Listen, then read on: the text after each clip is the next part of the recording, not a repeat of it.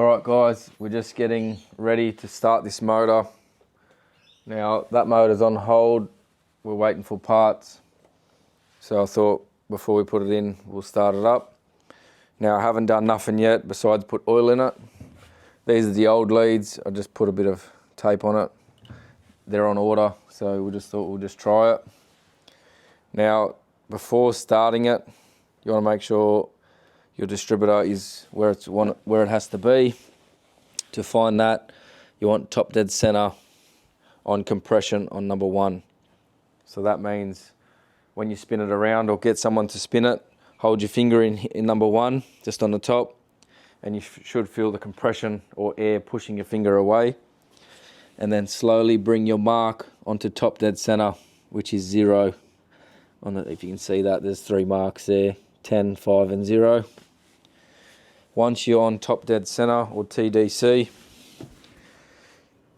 you need to have your ignition on, which I've got a wire straight onto there.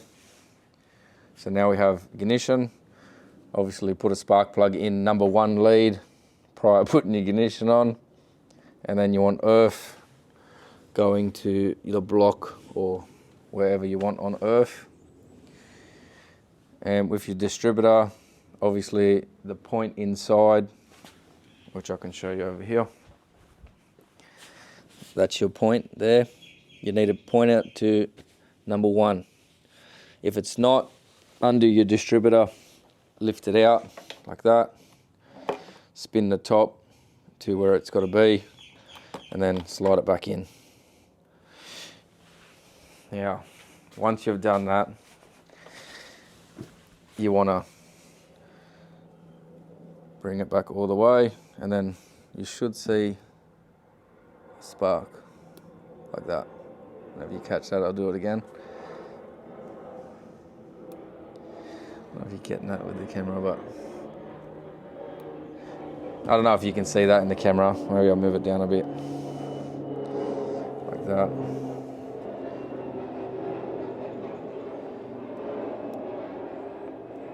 You see that spark?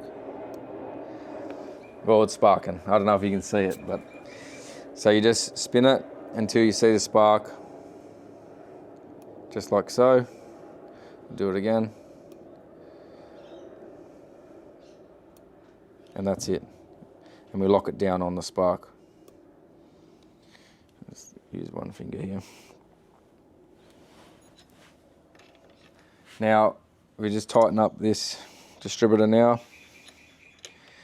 Now this is not going to be spot on, it's going to be pretty close. Obviously we're going to put a timing light on it once it starts, but this is going to be your ballpark. And take in consideration under your choke, otherwise you're heating up your choke with your coil and it's not going to want to start. So now what we're going to do, I'm going to get these plugs in and I'll jump back. Don't want the video to be too long. Okay, now plugs and leads are in. I put anti-seize on the spark plugs. Now if you're just starting it and turning off, you don't need water running through it, because obviously you got coolant in here already, but we're going to add water because why not. So essentially that's your heat exchanger. So your coolant runs through the heat exchanger, and on the opposing side you got the salt water that runs through and comes through and goes out the exhaust. So the only place salt water should be in here is in your heat exchanger and in this elbow. All the rest should be coolant. Alright, now to make this easier, I'm going to put some fuel in the bowl. So if you fill up there, just to put a bit of fuel in the bowl, just so it's not pumping for a long time dry. I have, once the spark plugs were out, I did prime it.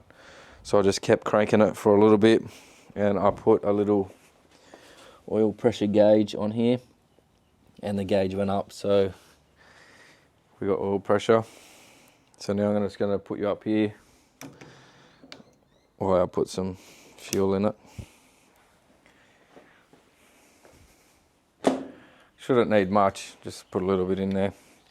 Try not to spill it anywhere. just like so.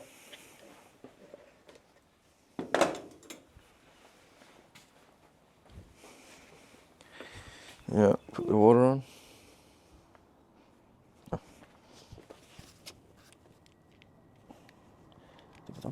There it goes. Should come out. Now, I don't know what's going to happen. We're just going to wing this, so essentially, you got your power lead. That's for ignition. We'll prime it up. Fuel went in there when I just squirted that, so that's a good sign. And now we're just going to jump it with my other wire, which I don't know where I put it. Oh, yeah.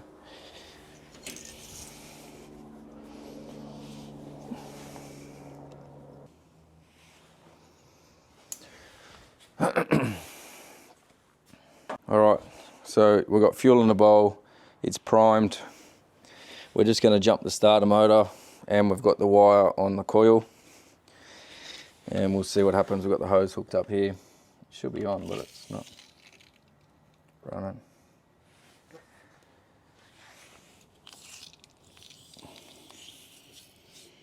There it goes.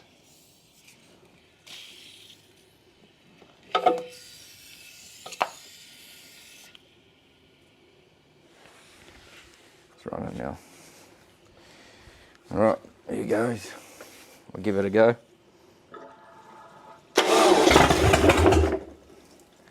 Just give it another pump of fuel. That was pretty good, first kick.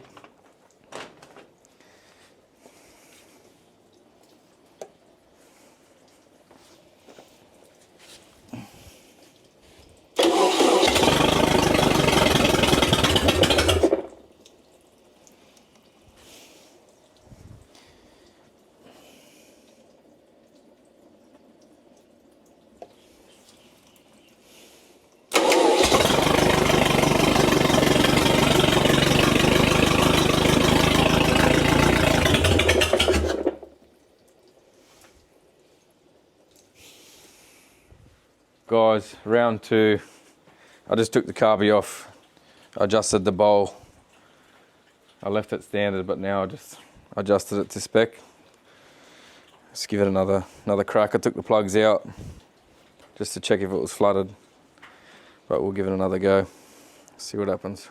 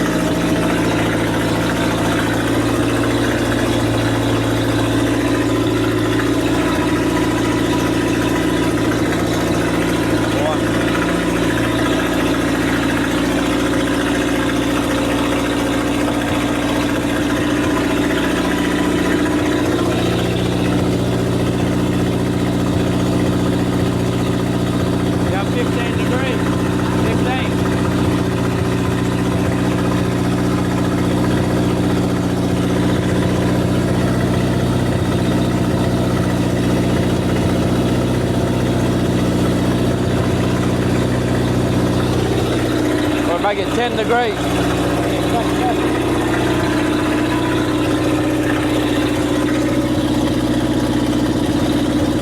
Turn it a bit.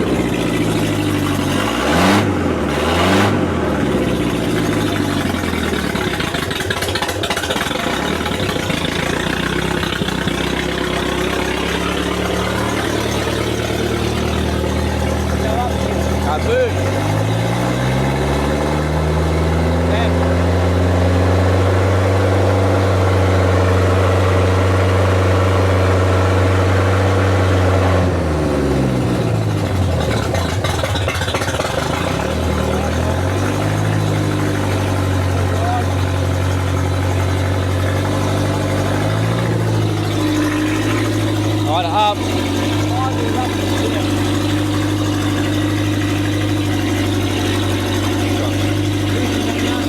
Yeah, but it could be these ones.